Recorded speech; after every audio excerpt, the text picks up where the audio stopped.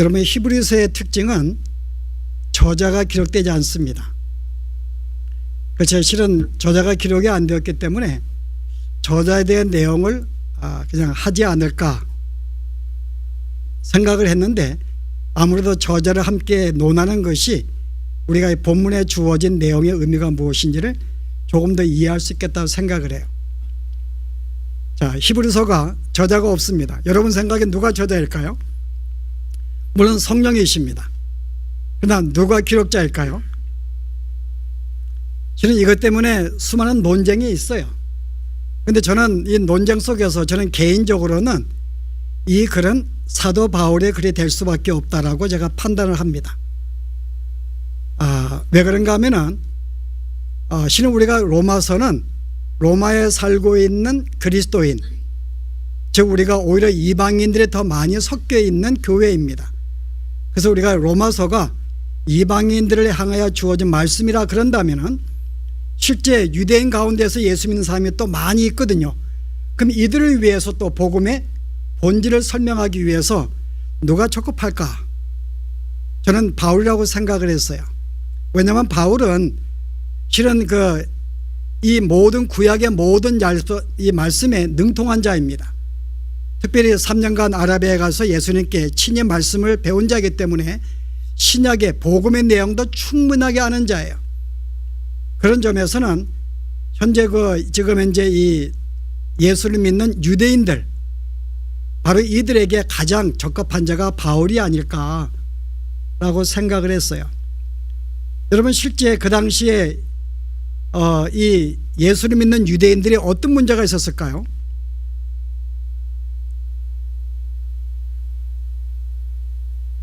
제가 이 말씀을 지금 나누면 본문으로 들어갈 텐데, 예. 그래서 오늘 제가 볼 때 그런 사실 속에 제가 바울이 가장 제가 적합하다고 보고, 특별히 여러분들이 이 본문의 내용에 보게 되면은 앞에 있는 우리 베드로 전후, 베드로 이 서를 보시게 되면은 그는 예수를 믿는 유대인들에게 쓴 편지들이에요. 베드로 전과 후서가. 근데 제일 마지막에 베드로 3장에 보시게 되면은 내가 너에게 이같이 글을 썼는데 바울도 너희에게 이같이 글을 썼다고 증거를 해요. 그래서 오늘 이거 볼 때 바울의 글이 동일한 이 히브리인들에게 준 대상을 베드로가 증거하는 걸 볼 때 바울인 걸 볼 수가 있고, 또 히브리서 여러분 13장의 마지막에 보게 되면은 너희가 알다시피 우리의 형제 디모데가 옥에서 노임을 받았다라고 그들에게 안부를 전합니다.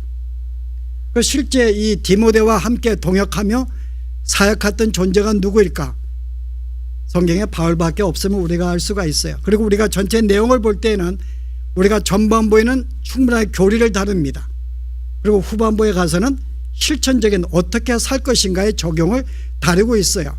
이게 바울의 글의 특징이에요. 바울의 모든 서신을 보게 되면 항상 전반부는 교리를 다루었고 후반부는 어떻게 살 것인가 실천을 다루는 면에 볼 때 바울이 적합하다. 그래서 우리가 이 바울을 제가 왜 이 저자를 소개하는가 하면은, 여러분, 바울이 제일 먼저 누구에게 복음을 증거했을까요? 유대인들이에요. 근데 실제 유대인들이 복음을 받아들이지 않습니다. 그래서 여러분이 사도행전 13장에 여러분 보게 되면은 내가 너에게 그렇게 복음을 증거하기 원했는데 너가 이 복음을 받지 아니한 거로 나는 부득불 이방인에게 복음을 증거할 수밖에 없다고 이야기를 해요. 그래서 바울의 심정에는 자기의 동족의 구원받기를 그렇게 소원하고 있었어요. 그 로마서 9장에 보게 되면 그의 심정을 소개합니다.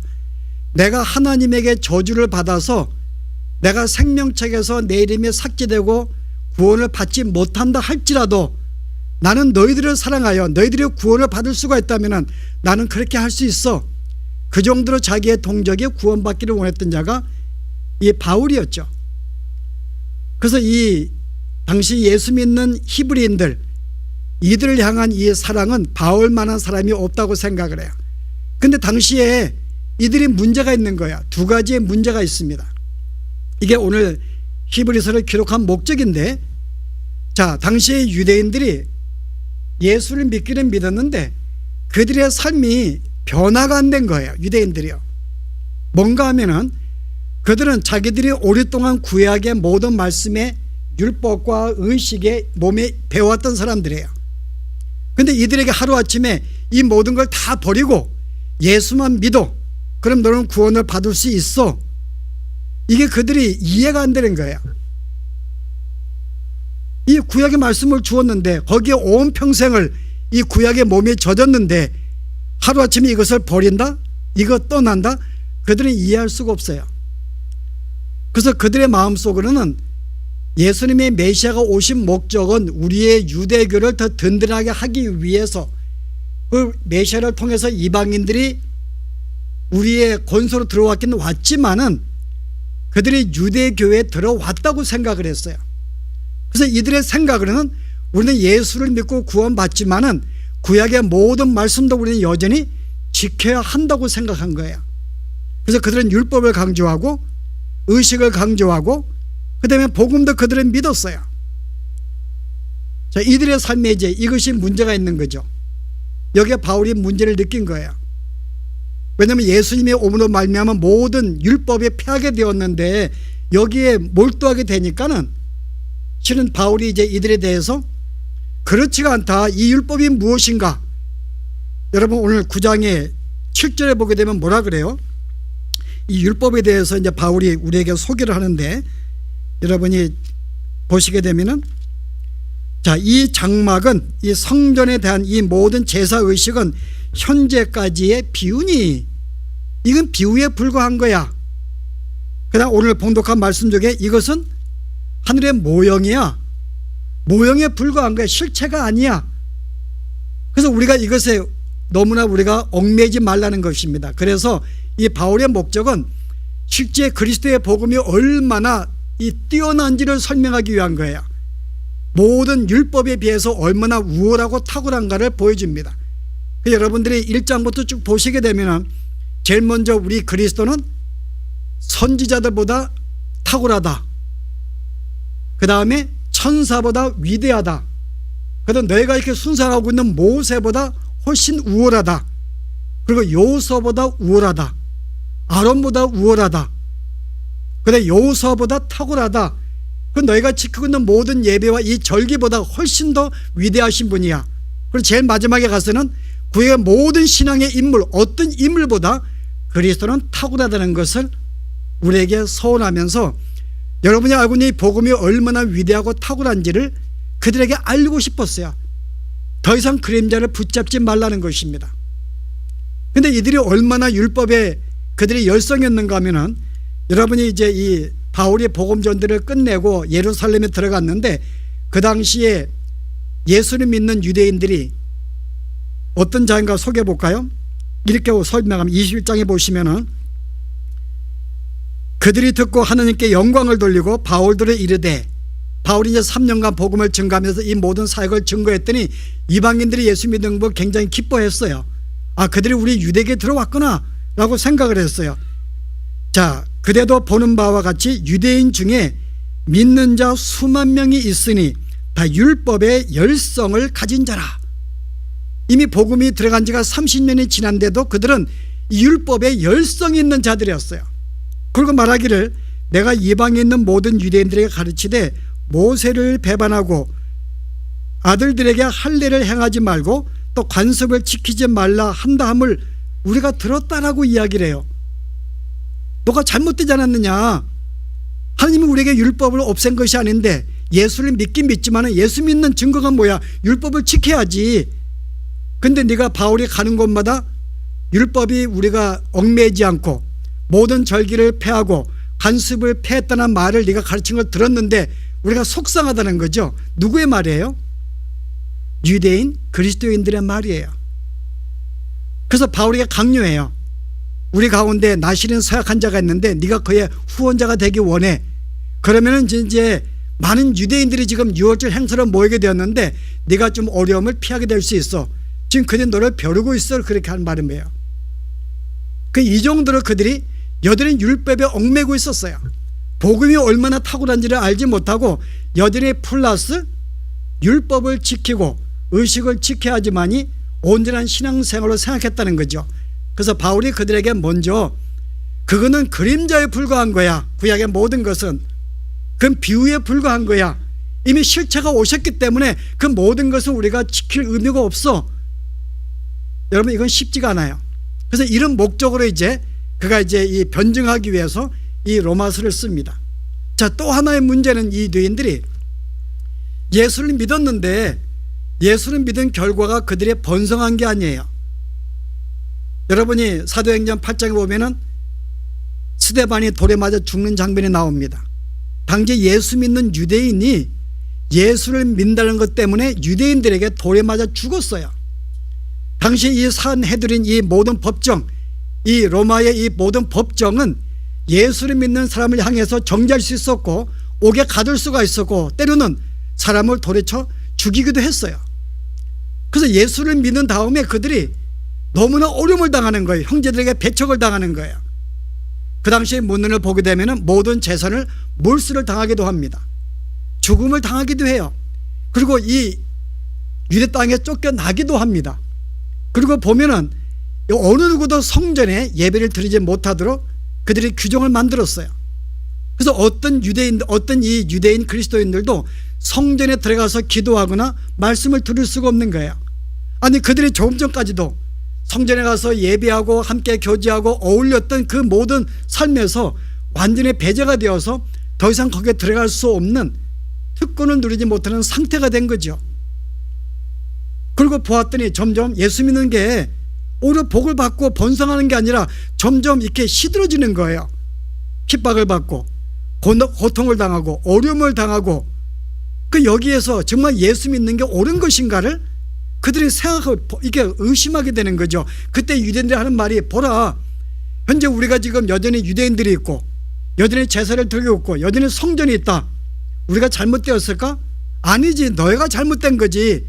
너희가 만약에 잘 되었다면 하나님이 너희들의 복을 주실 것이고 번성하게 만들 터인데 내가 지금 핍박을 받고 흩어짐을 당하고 고통을 당하는 이유는 너희가 믿는 것이 참이 아니기 때문에 계속 유대인들은 그들에게 그것을 강요하는 거예요. 그래서 이 예수를 믿는 이 유대인들이 마음속에 갈등이 있는 거예요. 이거 어떻게 하면 이게 정말 무엇일까? 그래서 그들의 마음속에 여러 가지 신앙의 갈등이 있을 적에 이제 바울이 정말 이들을 사랑하기 때문에 이들에게 말씀으로 힘을 줄 필요가 있었어요. 내가 지금 핍박을 당하고 있지만 같은 동족들에게 그러나 실제 그들이 주장하는 것은 그것은 아무것도 아니야.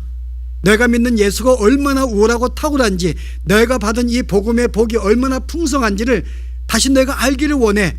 그래서 그들의 신앙을 다시 한번 격려하고 힘을 주기 위해서 이 로마서의 말씀을 쓴 거예요.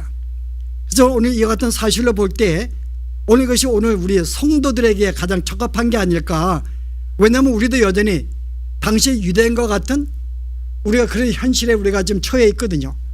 어떤 이들은 여전히 어떤 유교적인 사상, 내가 지금까지 살아왔던 유교적인 사상이나 어떤 불교적인 사상이나 내 모든 신앙의 철학들이 있기 때문에 예수를 믿어도 이 신앙의 습관을 버리지 못하고 여기에 준해서 복음이 2층으로 지어진 거예요.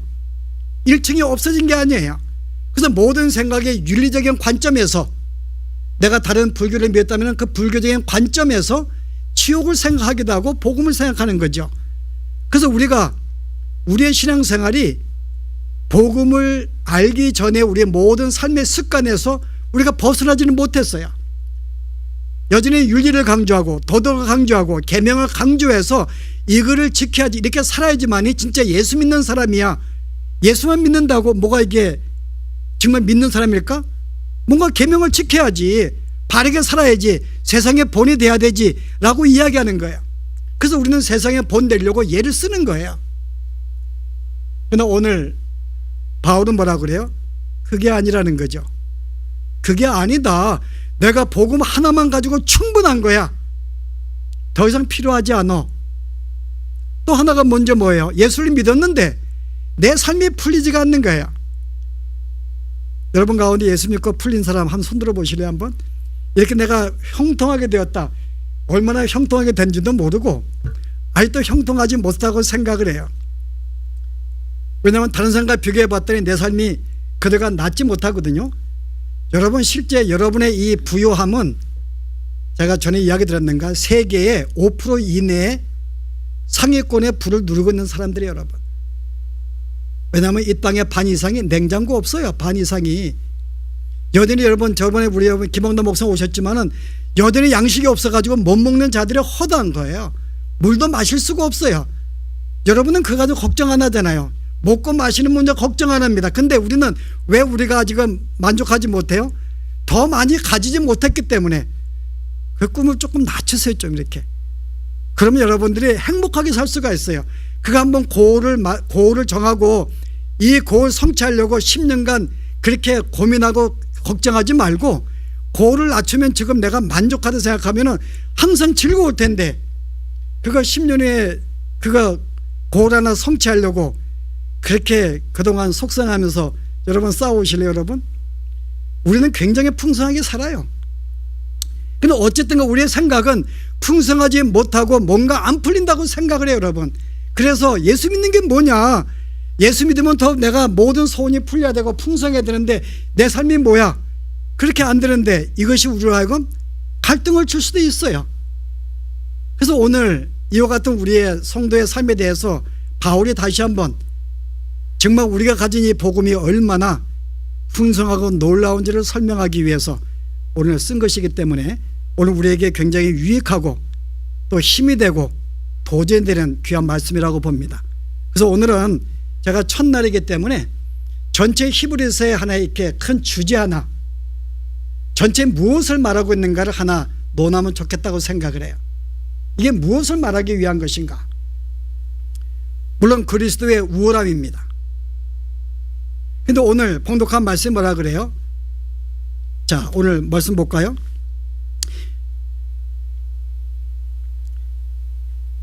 11장 3절에 믿음으로 모든 세계가 하나님의 말씀으로 지어진 줄을 우리가 아나니 보이는 것은 나타난 것으로 말미암아 된 것이 아니니라. 무슨 말이에요? 뭐 이렇게 어렵게 번역을 했어요? 그래, 한글 이건 우리 지금 이 성경을 번역한 이 신학자들이나 이 나이 많은 분들이 좀 회개하셔야 돼. 좀 쉽게 쓸 수가 있는데 무슨 말인가 하면은 현재 우리가 눈에 보이는 이 세상은 보이지 않는 어떤 것을 모형으로 가지고 만들었다는 거예요. 보이지 않는 세계가 있다는 것입니다. 그것을 모형으로 만들었다는 거예요. 그래서 이 땅에 우리의 눈에 보이는 세상은 보이지 않는 세계의 하나의 모형이라는 거예요. 이해하셨는가요? 이미 보이지 않는 세계가 이미 있어요. 우리는 볼 수가 없지만 이미 그 세계가 존재합니다. 그런데 그 세계가 어떤 세계인지를 우리에게 보이기 위해서 잠시 이 땅에 우주를 만드신 거예요. 자, 여러분이 이게 무슨 말인가 하면은 이미 여러분이 하나님께서 이미 당신의 마음속에 계획이 있었어요. 뭔가 하면은 내가 앞으로 인간을 만들 텐데 이 인간이 누구로 말미암아? 예수 그리스도로 말미암아 내가 의로운 존재가 되고 그리스도와 같은 그런 위치, 그분이 가진 모든 것 함께 쉐어할 수 있는 그런 존재로 하나님 만들기로 계획하셨어요. 그러면 하나님은 계획하는 순간에 어떻게 될까요? 그것이 이루어질까요? 이미 이루어진 것입니다. 여러분, 하나님은 당신의 계획한 모든 것은 하나도 어그러질 수가 없어요. 완전히 이루어져요. 그래서 하나님은 당신의 계획을 하는 순간에 그것이 이루어진 것입니다. 그럼 무슨 말인가 하면은 하나님이 어떤 계획을 세웠는가 하면은 하나의 계획이 뭔가 하면은 당신의 아들과 하나의 언약을 맺었어요. 언약이 뭔가 하면은 내가 너로 말미암아 내가 어떤 우리와 같은 신적인 존재들을 내가 만들어서 우리와 함께 살게 만들 거야. 그리고 예수님과 함께 언약을 맺습니다. 그래서 언약을 맺은 다음에 그의 언약 속에 참여한 모든 자들은 신적인 존재가 된 거죠. 그래서 하나님이 그걸 계획하신 거예요. 그래서 오늘 여러분들 에베소 3장에 보시면은 뭐라 그래요? 이미 우리가 알고 있는 내용이지만은 곧 창세전에 만물을 만들기 전에 그리스도 안에서 우리를 택하사 우리로 사랑 안에서 그 앞에 거룩하고 흠이 없게 하시려고 그 기쁘신 뜻대로 우리를 예정하사 예수 그리스도로 말미암아 자기의 아들들이 되게 하셨으니 이걸 함께 계약을 맺으신 거예요. 성자와 함께. 내가 너를 통하여 너와 같이 의로운 존재, 우리와 같이 영원한 신적인 존재를 내가 만들 거야. 하나님의 언약을 맺었다는 것은 그 순간에 이것이 이루어졌다는 것입니다. 여러분 그렇지 않겠어요? 하나님의 시간 공간은 제한받지 않아요. 이미 완성이 되었어요. 자, 그러면 여러분들이 이 공상 만화 영화를 좋아하는지 모르겠는데 이제 여러분들이 공상하시기 바랍니다. 이미 하나님이 이것을 계획하는 순간에 이미 그것이 이루어졌어요. 그럼 지금 하늘나라에는 지금 누가 있을까요? 하늘나라에 지금 누가 있을까요? 이미 여러분이 지금 있는 거예요. 구원받은, 우리가 영원히 구원받아서 영원한 존재가 된 그 모습이 이미 우리가 거기에 있는 것입니다. 이미 우리는 구원이 완성이 되었어요. 이미 완성된 주님과 함께 있습니다. 이미 하나님은 계획과 순간 이루어지기 때문에 이미 이루어진 거예요. 근데 내가 보니까는 나가 지금 하나님의 지금 하늘에 지금 보이지 않는 세계에 내가 존재하고 있는데 우리와 같은 존재가 있고 또 하나의 영원한 존재가 있는 거예요. 그게 천사들이에요. 근데 천사들도 영원한 존재이고 자기도 영원한 존재예요. 지금 제가 하면 저도 영원한 존재예요. 근데 그와 비교해 보니까는 내가 그보다 훨씬 나은 거예요. 그건 단순히 영원한 존재지만은 그냥 천사예요.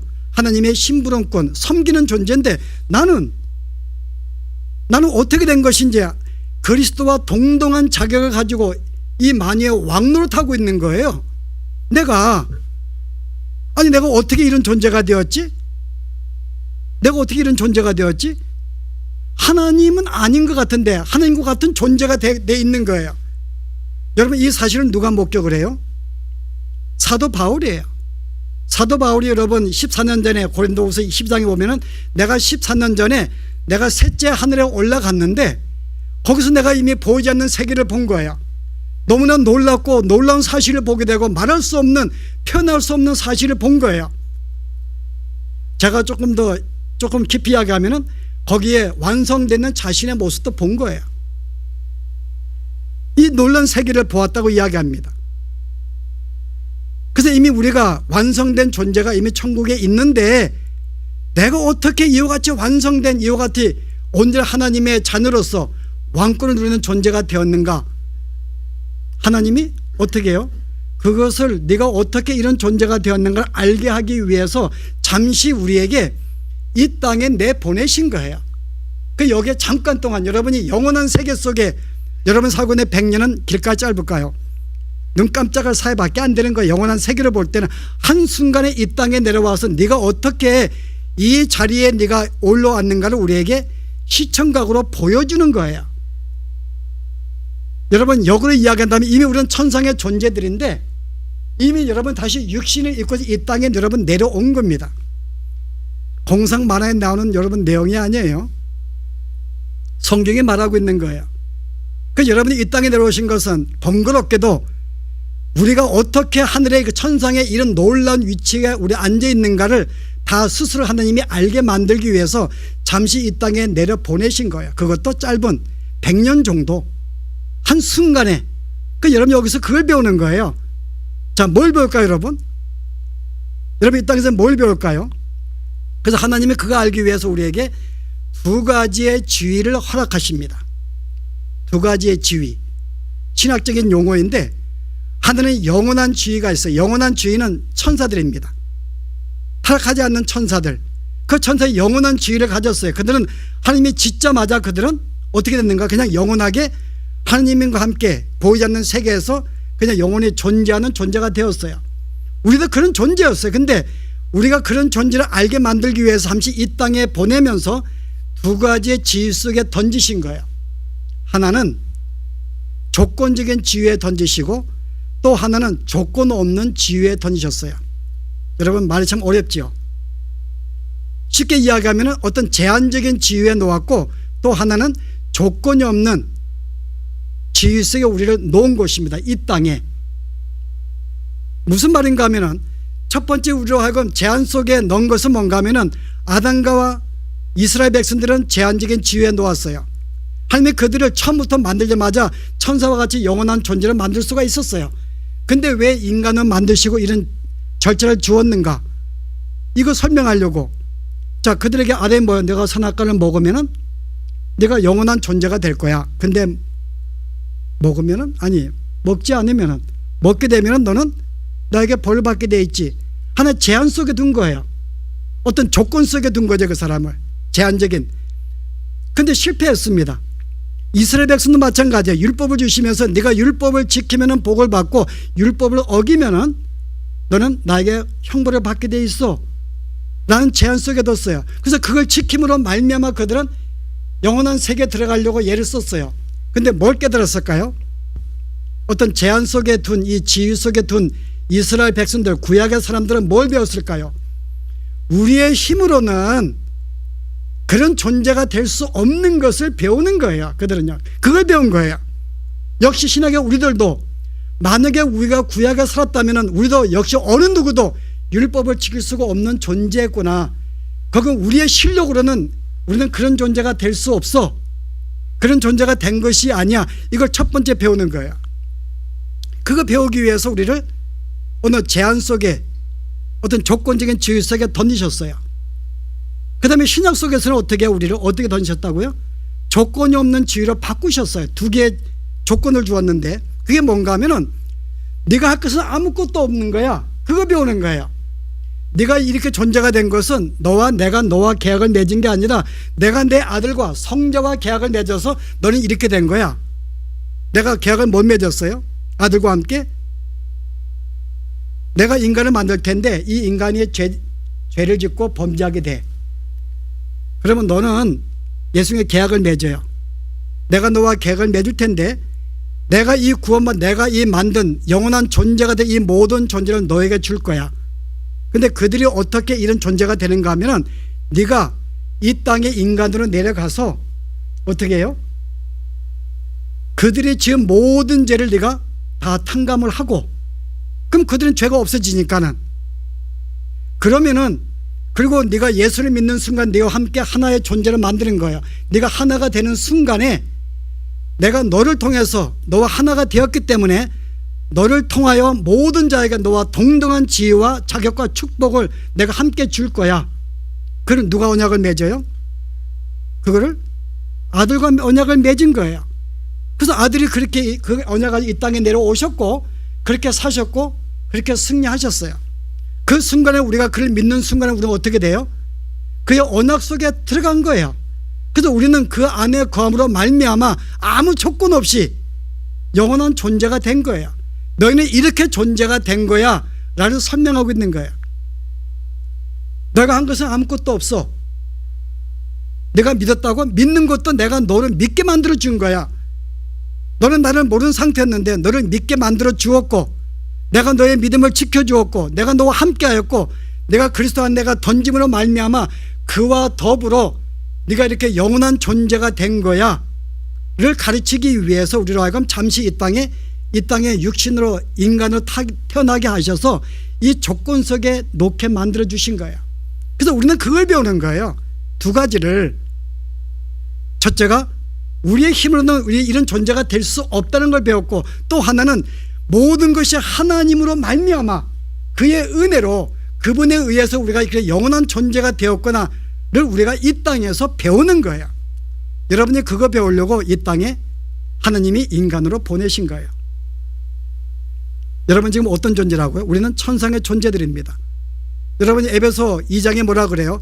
내가 그리스도와 함께 죽었고 그와 함께 부활하여 우리를 그와 함께 하늘의 보좌에 앉히셨으니 이미 우리는 주로 말미암아 천상에 이미 우리는 왕의 왕권을 누리고 사는 존재가 이미 되어버렸어요. 그것을 우리가 시간적으로 볼 때 예수님의 십자가 후지만은 하나님의 차원에서 볼 때 하나님의 계획을 세우는 순간에 이미 그 세계는 이루어진 거예요. 그래서 우리는 역으로 말미암아 이미 이루어진 세계 천상에 살고 있는데 하나님이 잠시 우리 남유정 우리 권사님을 이 땅에 보내어서 네가 왜 이런 존재가 됐는가 한번 가서 경험해 봐. 그래서 잠시 이 땅에 탁 내보낸 거죠. 그 열심히 그거 배우고 있는 거예요. 이건 내 힘으로 된 게 아니고 하나님의 은혜로 내가 이렇게 놀라운 존재가 되었구나. 근데 뭐 이 땅 여러분이 연연하냐 그 말이에요.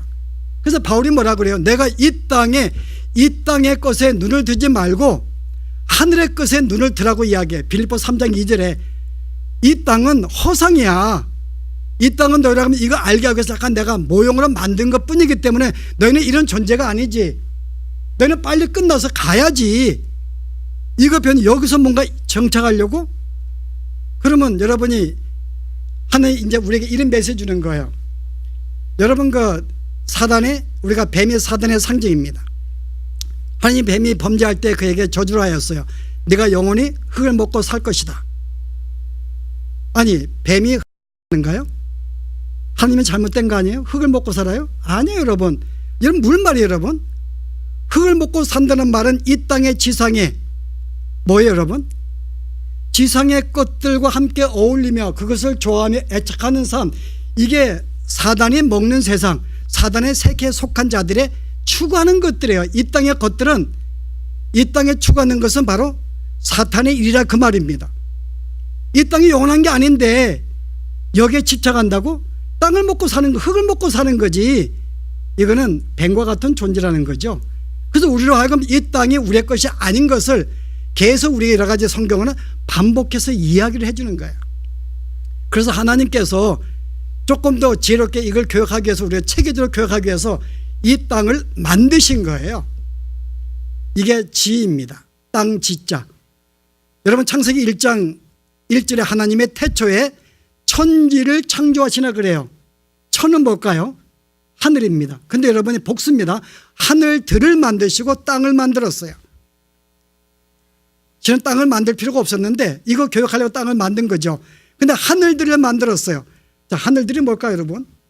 유대인들의 관점에서 본다면은 세 개의 종류 하늘이 있어요. 하나는 우리가 지금 살고 있는 이 공기권의 대기권의 하늘, 우리가 이 우주 대기권 밖에 있는 우주의 하늘, 이게 유대인들의 관점이에요. 세 번째 하늘은요, 하나님이 계신 하늘, 보이지 않는 세계.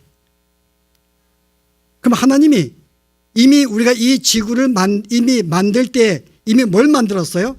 보이지 않는 세계를 이미 만드신 거예요. 거기에 우리가 영원한 존재를 이미 만들어진 거고, 그와 함께 영원하게 만왕의 왕으로서 이 우주를 통치하고 있는 거예요. 이미 만들어진 존재였어요. 그런데 이것이 어떻게 해요? 잠시 우리가 이 땅의 땅을 지를 만드시면서 너희가 어떻게 이런 존재가 되었는가를 설명하기 위해서 이 땅도 함께 만드셔서 이 땅에 보내신 거죠. 그래서 땅의 창조의 시작이 어떻게 설명해요? 땅의 시작은 바로 이 어떻게 우리가 구원받은지를 설명하는 거예요. 땅의 시작이요. 그래서 하나님의 처음에 우주를 어떻게 만들어서 땅을요? 천지를 만드시니라 땅이 혼돈되며 공허하고 흑암에 가득해 있고 하나님의 영이 수면 위에 가득하니라고 소개해요. 이게 시작이에요. 뭐부터 시작해요? 흑암과 공허와 그 다음에요 무질서, 혼돈과 온 수면의 물에 가득 찬 세계로 시작하는 거예요. 뭘 상징할까요 여러분? 이 네 가지가. 이게 네 가지가 뭘 상징해요? 하나님이 처음에 우주를 만들 때부터 하나님이 이거 설명하려고 만들었기 때문에 흑암과 혼돈과 공허는 뭘 말할까요 여러분? 성경을 안 보시면 답이 안 나오죠. 그죠? 여러분이 예레미야 4장 보실래요? 제가 읽을게요. 내 백성은 나를 알지 못하는 어리석은 자요 지각이 없는 미련한 자식이라. 악을 행하기에는 지각이 있으나 선을 행하기에는 무지하도다. 보라, 내가 땅을 본즉 혼돈하고 공허하며 하늘에는 빛이 없으며. 혼돈하고 공허하며 빛이 없다. 뭘? 이스라엘 백성들의 죄악을 지금 비유해서 혼돈과 공허, 흑암 속에 있다고 좀 설명하고 있는 거예요. 너희가 어떻게 했다고요? 내가 너희를 흙으로 빚었는데 내가 거기서 내가 실은 범죄에서 흑암과 공허와 혼돈 속에 내가 빠지게 된 거야. 내가 그걸 어떻게 꺼냈을까? 바로 하나님이 영이 어떻게 해요? 온 수면 위에 운행하시니라. 운행한다는 말은 무슨 말인가 하면은 인도한다, 보호한다, 양육한다 뜻입니다. 하나님의 영께서 이렇게 너희가 범죄한 상태에 있는 너희가 타락한 이 멸망한 상태를 어떻게 해요? 너희를 인도하고 보호하고 양육해서 어떻게 해요? 그 다음에 이런 존재가 되었음을 설명하기 위해서 그렇게 설명하는 거예요. 하나님의 영이 역사하셔서 우리가 그런 존재를 만들어진 거죠. 그래서 시작이 뭐예요? 빛이 있으라 하심에 빛이 비추었고 흑암이 물러가서 어둠과 빛이 나눠집니다. 이게 몇째 날이에요? 첫째 날이에요. 뭘 말해요, 여러분? 단순히 우주의 창조를 말하는 게 아니에요. 이건 뭘 설명하려고요? 여기 빛이 누굴까요, 여러분? 빛이 예수 그리스도이십니다. 이거는 하늘의 태양의 광채가 아니에요. 그건 넷째 날 하나님이 기능을 발휘하게 만들었어요. 이미 첫째 날은 원래 빛이신 하나님께서 그리스도가 등장을 해요. 여러분이 이사야 보시게 되면은 그들이 흑암 속에 빠지게 되었는데 거기에 빛이 비추었도다. 그 빛이 누구라고요? 오실 메시아라고 이사야 이거 9장에 그걸 예언을 해요. 그래서 마태복음 4장에 보시게 되면 뭐라 그래요? 수분에 빛을 비추었는데 그 빛은 예수 그리스도라고 소개합니다. 이 빛이 등장함으로 말미암아 이제 어둠의 죄가 물러가는 거예요. 그리고 두 개가 갈라집니다. 어떻게 갈라져요? 빛에 속한 자, 예수 믿는 사람과 믿지 않는 자가 갈라진 거야. 내가 그래서 갈라진 거야. 그거 설명하는 거예요. 그리고 온 땅에 물이 묻었는데 이 물이 찼다는 것은 생명이 없다 그 말입니다. 생명이 자랄 수가 없어요. 근데 이 생명 어떻게 해요? 성령이 계속 그에게 역사해서 물을 물러가게 만들어요. 여러분이 노아 홍수 때 이 땅에 물에 온전히 잠겼는데 그 홍수의 물을 어떻게 물러가게 했을까요? 하나님께서 큰 바람을 불어 물을 물러가게 했다고 창세기 8장에 소개합니다. 하나님이 바람을 불었어요. 여러분 이스라엘 백성이 출애굽한 다음에 홍해바다를 건널 때에도 그들이 물이 갈라졌습니다. 거기도 뭐라 그래요? 하나님의 큰 바람을 불어 물을 갈랐다고 이야기를 해요. 여러분 이 바람이 누굴까요? 요한복음 3장에 보면은 바람은 곧 성령이라고 이야기를 해요. 예수님께서 너희는 성령을 볼 수가 없어. 마치 바람과 같아. 그래서 바람의 역사는 이와 같은 거야. 그래서 여러분 사도행전 2장에 보시면은 오순절날 성령이 임하는데 임할 때 표를 뭐라 그래요? 바람이 그에게 강하게 불어 임함에 그럽니다. 성령의 임재하심을 이야기하는 거야. 바람으로 표현했어요. 그 성령이 계속 뭐야? 이 죄악된 세상, 생명에 살 수 없는 죄악된 세상 속에 성령의 역사하고 바람을 불어서 이 물을 찢어서 갈라놓은 거예요. 그래서 어떻게 갈라놓아요? 물을 찢어 갈라놓아서 하늘의 물과 땅의 물로 나눠버린 거죠. 이게 둘째 날이에요. 하늘의 궁창과 땅의 물로 똑같은 물인데 이 물을 찢어서 성령의 역사에서 하늘은 하늘에 속한 물로, 하늘은 땅에 속한 물로 똑같이 하늘에 속한 예수 믿는 사람과 구원받지 못해 이 땅의 사람을 알기 위해서 그렇게 찢어 놓으신 거예요. 그래서 우리가 여러분이 이사야서나 요한계시록 보면 하늘에 속한 궁창, 즉 유리의 바다라고 소개합니다. 이 유리의 바다는 하나님의 보좌 앞에 있다고 이야기를 해요. 우리가 그런 존재가 원래 너희는 이 땅에 범죄로 생명을 줄 수 없는 그런 존재였지만 성령의 역사에서 너희를 찢어서 이렇게 하늘에 속한 자로 만든 거야. 지금 이거 설명하는 거예요. 하나님께서 그거 설명하기 위해서 번거롭게 이 땅을 그렇게 처음부터 흑암과 공허 속에 만들고 하신 거죠. 그리고 마지막 하늘은 어떻게 돼요? 물속에 여전히 지구는 물로 덮여 있어요. 생명에 살 수가 없어요. 그런데 하나님이 그것을 바람을 불어 한쪽으로 밀어서 바다가 되게 하고 또 하나는 땅이 되게 만듭니다. 그리고 땅 위에다가 뭐 각종 생물과 모든 것들을 거기서 만드세요. 번성의 생명을 번성하게 만드는 땅으로 만들어 주십니다. 역시 이것도 하늘에 속한 자와 구원받지 못한 자들을 나누는 거죠. 우리가 이것은 공부한 자들이 알고 있는데 바다를 나누시면서 하나님은 바다에 물고기를 만들어 집어넣으세요. 그런데 한 가지 재밌는 것이 거기에 각종 물고기들과 그 앞에 하나의 단어가 있습니다. 하나님의 큰 물고기와 각종 물고기들을 만들어 바닷속에 넣었다 그래요. 여기서 큰 물고기, 이게 히브리어로 타린인데, 타린 여러분이 알고 있는 이사야서, 예레미야, 다니엘서, 출애굽기에 나옵니다. 이 단어가 뭐라고 번역돼요? 용이라고 번역이 되기도 하고 뱀이라고 번역이 돼요. 타린이. 그 물속에 하나님 물을 물러가게 해서 하나님 물을 한 곳에 모아 놓으시고 거기다가 사탄을 집어넣으신 거예요. 상징적으로 뭘 의미하는 거예요? 이것은 사단이 지배하는 곳, 구원받지 못한 자들의 세상인 것을 그렇게 표시하신 거예요. 물이 물러간 이 땅은요, 구원받은 자를 이야기하는 거죠. 그래서 우리가 첫째와 둘째, 셋째 날의 이 의미들은 뭔가 하면 너희들이 어떻게 이렇게 놀라운 천상의 존재가 되었는가를 설명하기 위해서 하나님이 이 땅을 지으시고 그렇게 번거롭게 일들을 만드신 거예요. 오늘 제가 함께 나누고 싶은 말은 뭔가 하면은 여러분, 이 창조라는 단어는, 창조하다 이 단어는 무엇으로부터 비롯되었다 그 뜻입니다. 무엇이 비롯되었다. 무엇으로요? 바로 이 보이지 않는 세계로부터 비롯된 거예요. 이것은 이미 우리들이 하나님이 우리를 계획하는 순간에 이미 천상의 존재가 되었기 때문에 이미 우리가 영원히 거기 살 수 있지만은 잠시 우리로 하여금 어떤 조건적인 지위 속에, 어떤 조건 없는 지위 속에 잠깐 집어넣은 것은 바로 너희들이 어떻게 이 영원한 세계에서 영원한 지위를 누리고 살게 되었는가를 잠시 보이기 위해서 이 땅에 보내진 존재이기 때문에 여러분 여기에서 그것만 배우시면 돼요. 아, 내가 내 실력으로 내가 그런 존재가 된 게 아니었고, 이게 하나님의 은혜로 그분이 일방적으로 당신의 주권은 나를 그렇게 당신과 같은 천상의 존재로 만들어 주신 거구나. 지금 내가 이렇게 영원한 세계를 누리고 있구나. 이거 깨닫기 위해서 이 땅에 잠시 여러분들이 배우고 있기 때문에 이거 많이 배우시면 돼요. 미련하게 이 땅이 영원한 것이냐 정착해서 뭔 좀 더 가져보려고 미련 떨고, 이건 미련 뜨는 거예요, 여러분. 우리의 비유고 우리의 모형인데, 아니 그게 뭘 그게 미개 온 거죠. 산 거. 이건 여러분 여기에 더 이상 여러분 기대할 거 없어요, 여러분. 뭘 더 가져보시려고. 그러면 자녀를 더 많이 낳고 교회나 성장하게 만들어 주시지. 자녀도 안 낳으면서 물질을 많이 가지려고.